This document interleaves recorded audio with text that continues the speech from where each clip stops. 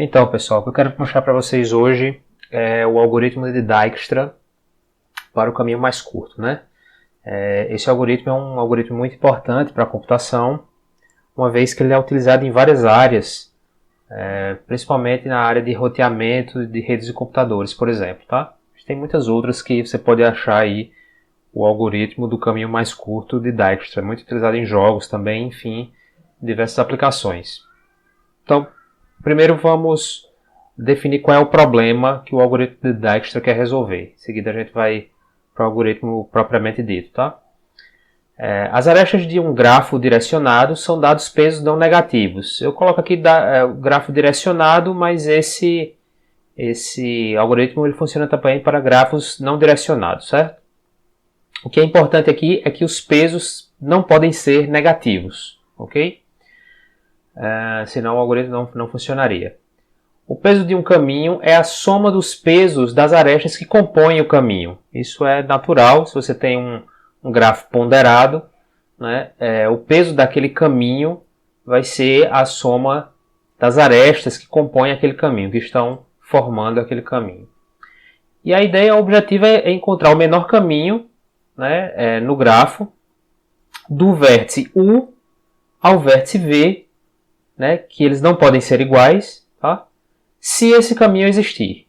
Então, se o caminho não existir, o algoritmo também tem que detectar, tá?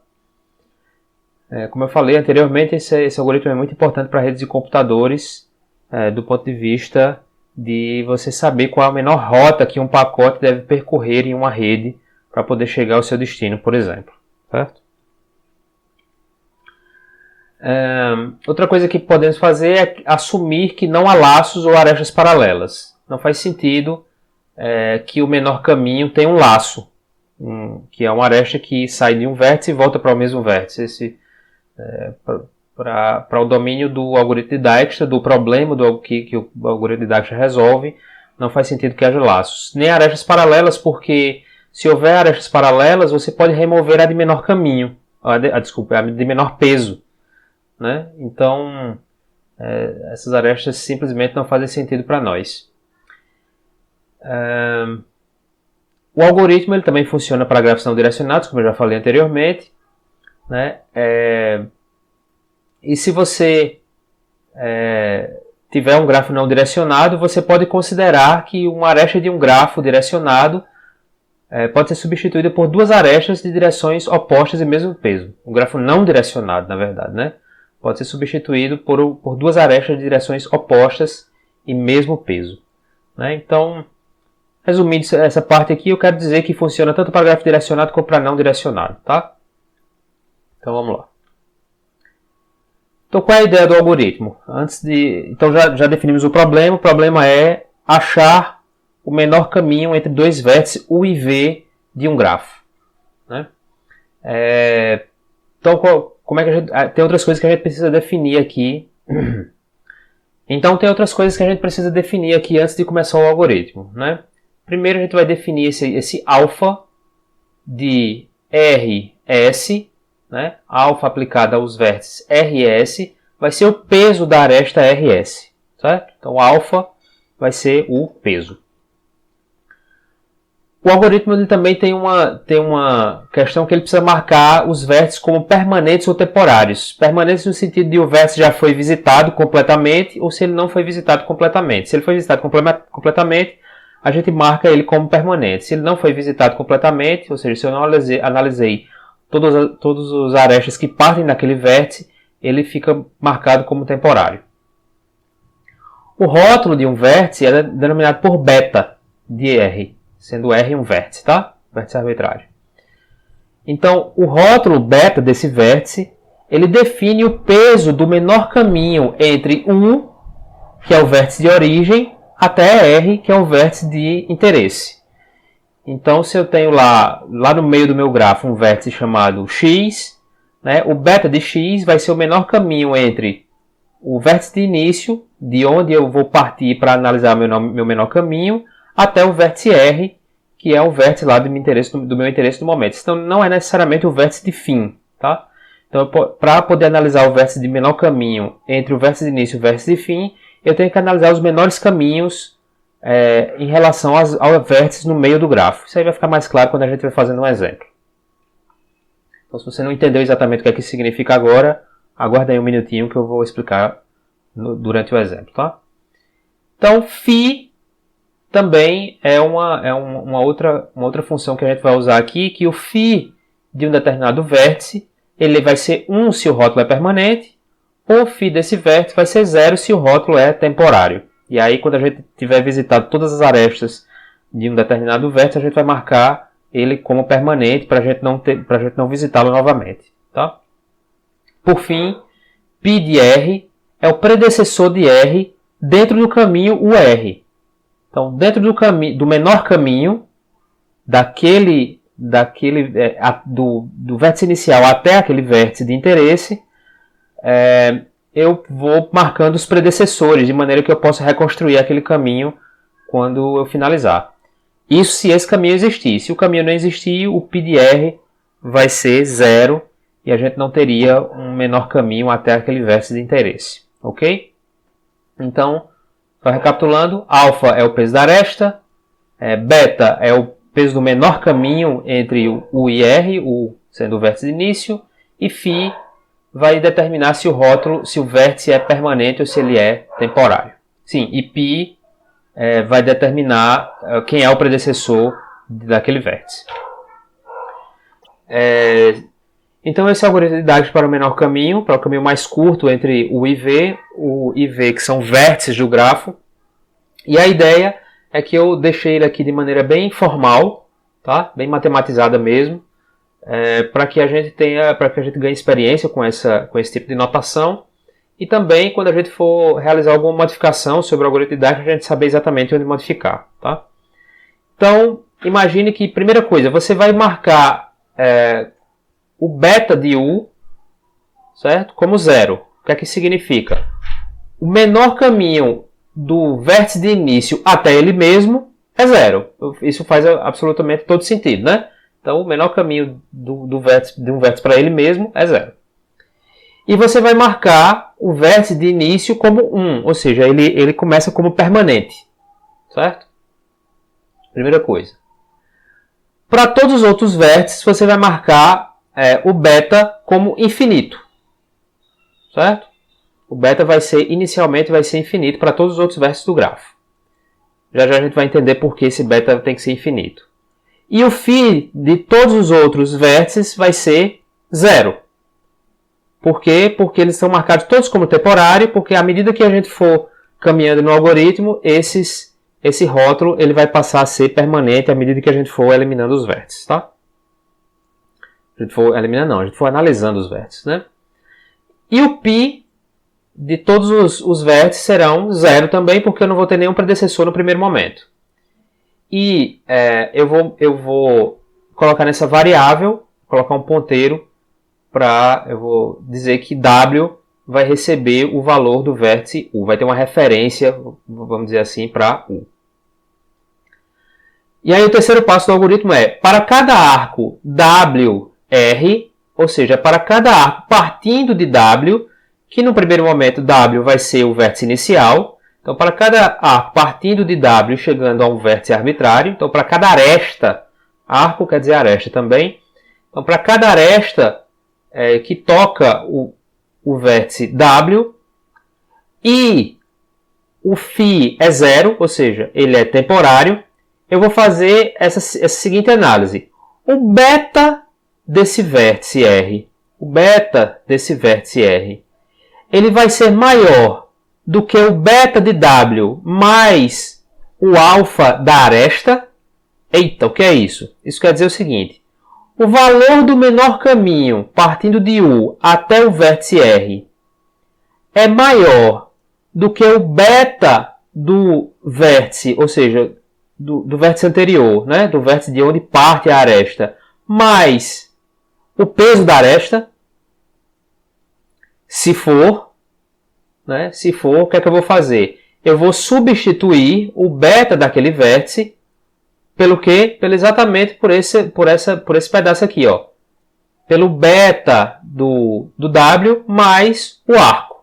E vou atualizar o predecessor desse vértice com o vértice W. Se não ficou claro para vocês o que é que está acontecendo aqui, calma, que já já eu vou mostrar o exemplo e aí vai ficar bem mais claro o que é que isso significa, certo? Fez isso aqui, achou o beta para cada arco partindo de R, atualizou os predecessores, você vai achar um vértice que a gente vai chamar de R asterisco, tal que o φ desse R asterisco seja zero, ou seja, ele seja marcado como temporário, o beta não seja infinito, e também esse beta do R asterisco vai ser o mínimo de todos os betas para os quais o φ é temporário. Ok? Vai ser o beta de R asterisco, de maneira que seja o menor dentre os betas e que também o vértice seja temporário. Em seguida, você vai marcar esse R asterisco como 1, ou seja, ele vai passar a ser permanente. E, em seguida, você vai marcar também esse vértice. Você vai atribuir o vértice R asterisco ao W, para a gente poder começar tudo de novo, partindo desse novo vértice. Ok? Se R asterisco não existe, você não encontrou esse vértice, é porque não existe o caminho o V. E o algoritmo deve parar e dizer que não, para o usuário que está usando esse algoritmo, que ele não existe. Caso contrário, ou seja, se o R asterisco existe, e se W for diferente de V, lembrando que V é o vértice de fim, tá? Então, se o W que você encontrou é diferente de V, a gente volta para o passo 3 e começa tudo de novo. Mas se W é igual a V, isso quer dizer que você encontrou o último vértice, o vértice de destino. E a gente para e, para achar o caminho, o menor caminho, basta você pegar cada predecessor a partir do vértice V. Tá? Eu recomendo você anotar, eu vou deixar esses slides nos comentários do vídeo. Eu recomendo você pegar essa descrição em texto e deixar do seu lado na hora que estiver fazendo para você consultar os passos, tá? É isso que eu estou fazendo aqui também para ficar bem claro e você fazer bem devagar e coisas do tipo, os exemplos, certo? Legal. Então o que é que eu vou fazer agora? Vou fazer um exemplozinho. Fazer um exemplozinho desse algoritmo funcionando. Preparei aqui um exemplo bem simples. O que eu queria mostrar para vocês é justamente como aplicar aqui o algoritmo de Dijkstra dessa forma como eu mostrei lá na apresentação, certo? Então, primeiro a gente precisa definir quem é U e quem é V, de onde eu vou partir e aonde eu quero chegar. Nesse caso, eu vou partir desse vértice e quero chegar nesse vértice. Então, o vértice de início é A, o vértice de fim é o vértice G. Legal. Como é que eu inicializo essas coisas? Se você olhar lá na apresentação, a gente vai ver que eu inicializo o beta de U com 0 e o φ de U com 1. Então, beta de U 0, φ de U 1, sendo U A. Né? O predecessor de A também será 0, porque eles não têm predecessor, certo? Para inicializar as outras variáveis, o beta de todos os outros vértices será infinito e o φ, por enquanto, será temporário. Então, beta vai ser tudo infinito.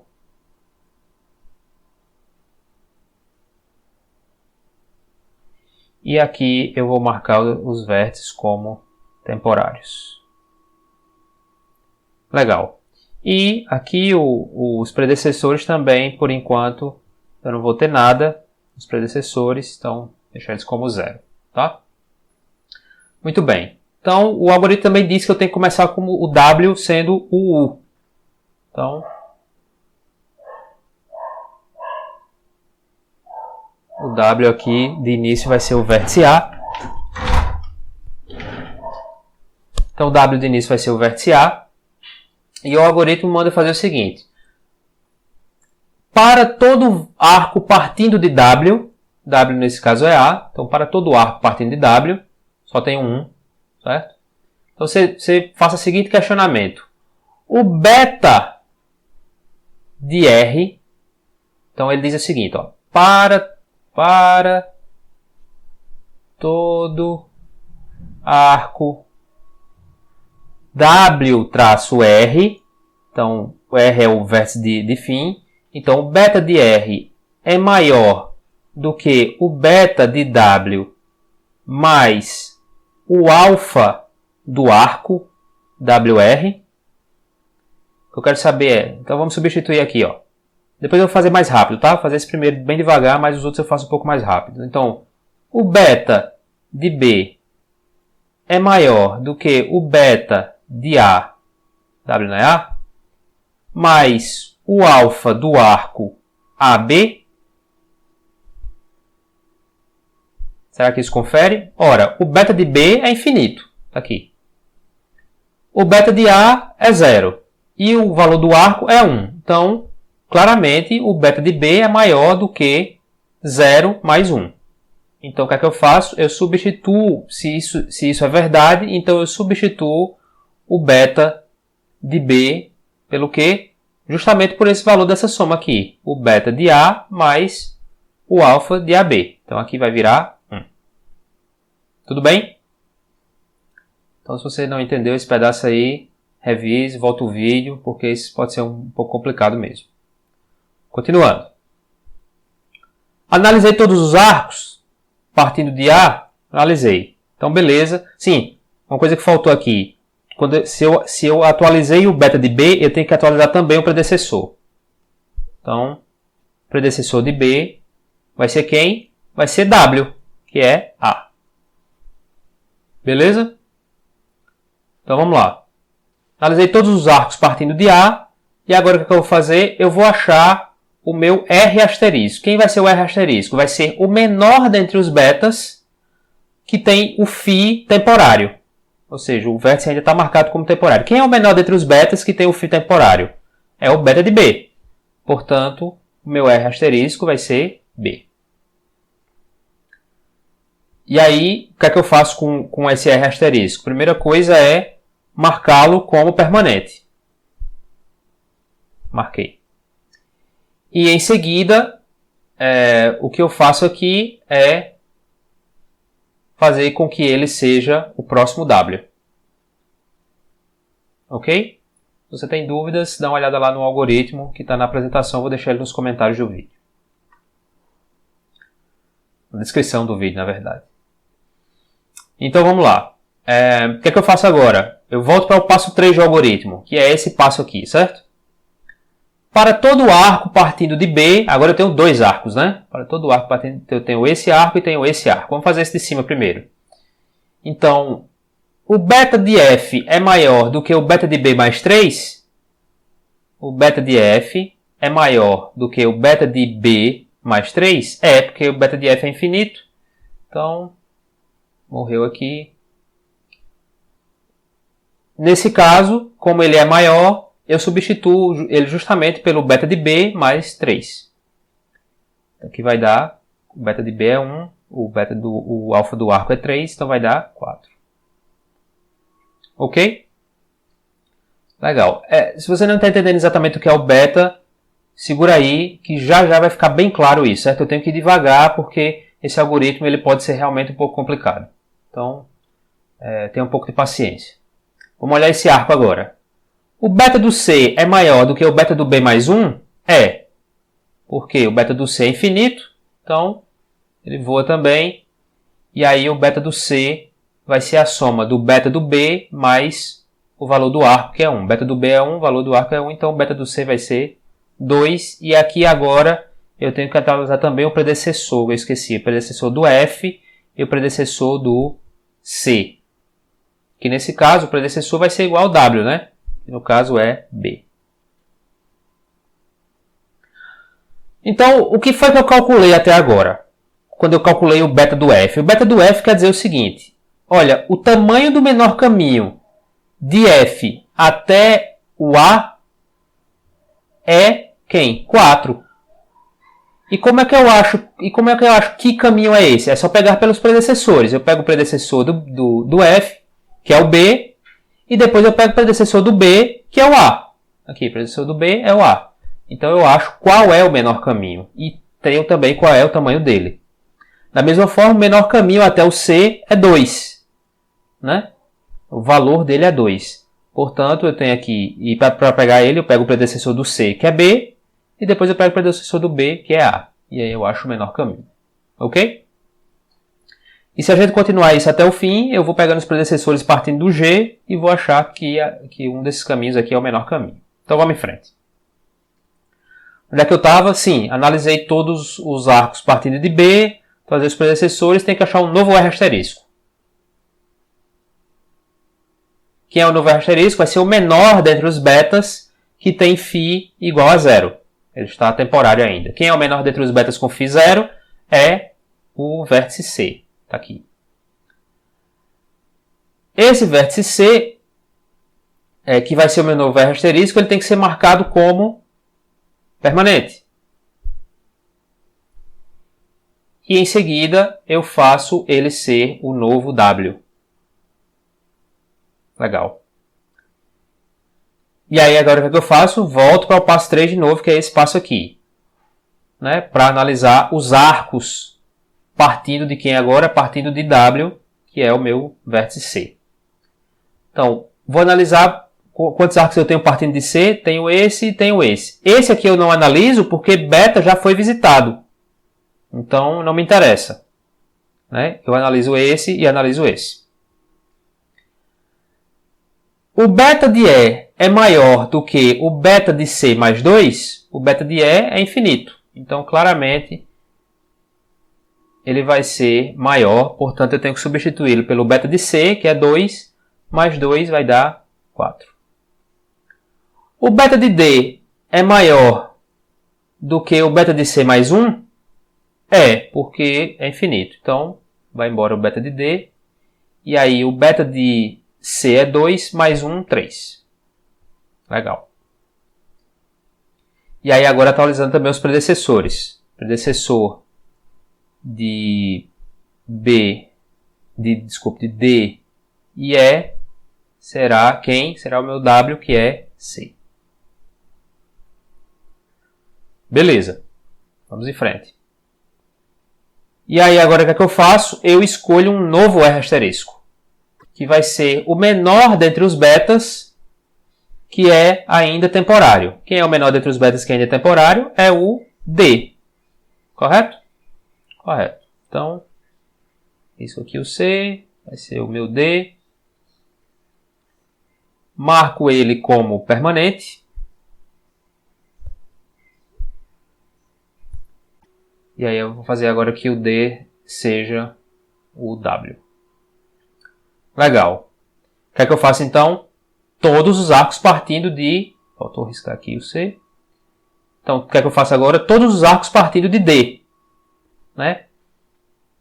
O que é que vai acontecer agora? Preste muita atenção nesse pedaço, que esse é o pedaço mais importante, um dos mais importantes desse algoritmo, certo? Então, todos os arcos partindo de D. Só tem um, né? Esse aqui eu já analisei, então só tenho esse. Vamos lá. Vamos pegar a formulazinha de novo aqui e vamos analisar ela aqui. Ó. O beta de E. Vou escrever aqui. Beta de E é maior do que o beta de W, que é D. Beta de D mais o arco DE, mais o valor do arco DE. Vamos ver se é, ó. Beta de E é 4, é maior do que o beta de D, que é 3, mais o arco, que é 3. Isso dá certo? Não. Essa comparação aqui é falsa. Portanto, eu não vou substituir o beta de E. O que é que isso quer dizer? O que isso quer dizer é o seguinte, ó. O beta de E significa o quê? Que eu achei o menor caminho até o momento até E, que é A, B, C, E. E agora eu estou testando esse segundo caminho, analisando esse beta de E. Se o beta de E é maior do que o beta de D mais 3. Só que eu descobri que não é. Né? O beta de D mais 3, que dá 6, é maior do que o beta de E. Portanto, esse caminho aqui ele não é um caminho válido. Portanto, eu não substituo o beta de E. Ok? Então, o beta de E e o predecessor de E continuam intactos. Tá? Legal. Então, eu não mexo mais nada. Né? Vou escolher o que agora? Vou escolher o próximo R asterisco, que vai ser o menor dentre os betas com φ 0. Pode ser tanto E quanto pode ser o F. Eu vou pegar aqui na sequência, eu vou pegar o E, certo? Você pode fazer isso randomicamente, aleatoriamente, no seu código, quando você estiver programando o algoritmo de Dijkstra, mas eu vou pegar aqui na sequência só por uma questão de simplicidade, tá? Então, meu E asterisco vai ser o vértice E, e aí eu marco ele como permanente. Marquei. E agora ele vai ser o meu meu W, não é isso? Oh, caramba, peraí. Ok? Vamos lá. O que é que isso quer dizer? Quer dizer agora que eu vou analisar todos os arcos partindo de E. Só tem um, né? O beta de G é maior do que o beta de E mais 2, o beta de G é infinito. Então, ele claramente é maior. Né? Então, vou marcar ele aqui. O beta de G vai ser beta de E, que é 4 mais 2, então dá 6. Legal. E o predecessor de G vai ser agora o vértice E. Muito bem. Vamos achar o próximo R asterisco, que vai ser o menor dentre os betas com φ 0, que no caso é o vértice F. Marco ele como permanente.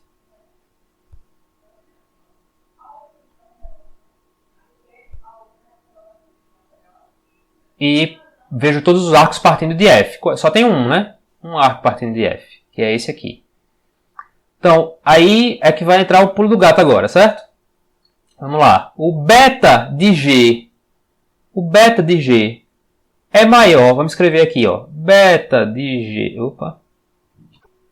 Então, o beta de G é maior do que o beta de F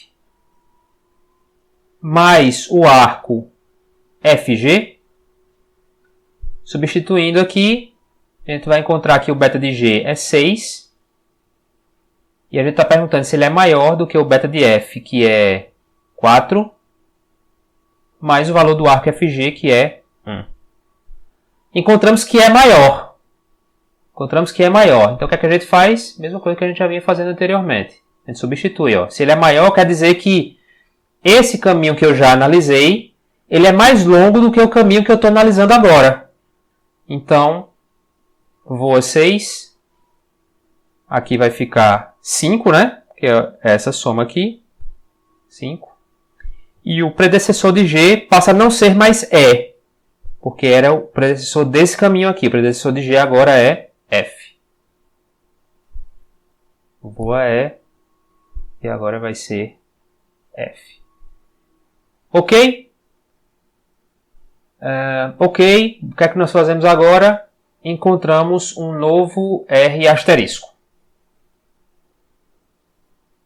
R asterisco agora vai ser o menor dentre os betas, que só pode ser G. Marco ele como permanente. Já estamos finalizando. E copio G para W. Então, G aqui. E agora, finalmente, o W foi igual ao V. Ó. W foi igual ao V. E é nessa hora que a gente para o nosso algoritmo. A cada iteração daquela que eu fiz, a gente teria que verificar isso, tá? Se o V era igual a W antes de continuar. Enquanto não foi, é por isso que eu continuava. Mas eu não fiz esse passo justamente para não deixar o vídeo muito longo. Então, quando a gente encontrou que o V é igual ao W, a gente para o algoritmo e agora a gente vai poder escrever, por fim, o nosso menor caminho. Que é... Como é que a gente chega nele? A gente escreve o G. Quem é o predecessor de G? F. F. Quem é o predecessor de F? Cadê? B. E quem é o predecessor de B? A. O predecessor de A é ninguém, então esse é o menor caminho. Vamos ver se está certo? Que é esse caminho aqui, ó.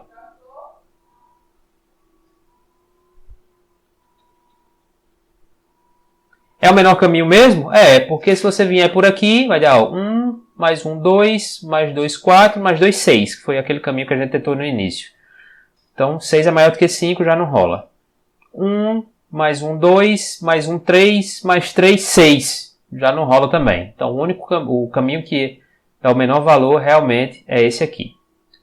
Ok, gente? Era isso que eu tinha para mostrar, esse exemplo no primeiro momento. Recomendo você refazer esse exemplo e tentar outros exemplos também, certo?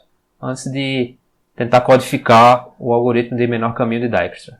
Obrigado e até a próxima.